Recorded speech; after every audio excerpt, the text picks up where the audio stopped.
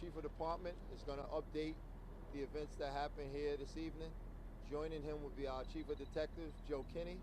We'll also have Patrol Borough Commander of Queens North, Christine Bastidenbach, and Deputy Commissioner Kaz Daughtry as well. We'll take a couple questions at the end, but obviously, as you know, it's still an active investigation, so we can't answer too much and disturb the case, all right? So without further ado, Chief Maggi, Chief of Department. Commissioner Shepard, thank you. Good evening to members of the media. I'm going to give you some initial details of an incident that occurred here earlier today where uniformed members of the service had to discharge their weapon in performance of duty. At approximately 6:50 p.m. today, members from the 112th Precinct were assigned a radio run from communications of an assault in progress at a building in the neighborhood, Forest Hills neighborhood, 9944 62nd Avenue.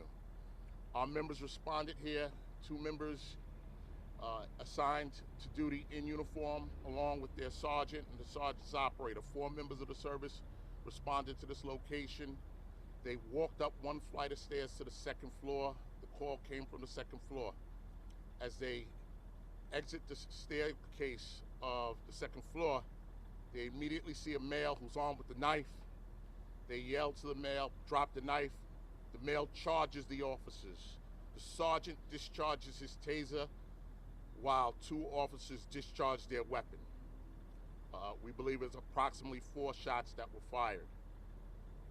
The male was neutralized. He went down. The officers started to render life-saving measures. The male was armed with this knife that Commissioner Daughtry is holding. Now, just to give you a little bit of context, prior to the officers receiving a 911 call, through interviews of witnesses and through interviews of observations through CCTV, we observed that there's some sort of family gathering here on the 2nd floor. There's some kind of a dispute. We see a female exit an apartment. She's holding her stomach. She's bleeding from the stomach. We see another male, a family member or a friend, trying to hold the door, and then we see a male exit with the knife. So this is what was going on before the officers arrived here. The male was removed to a local hospital.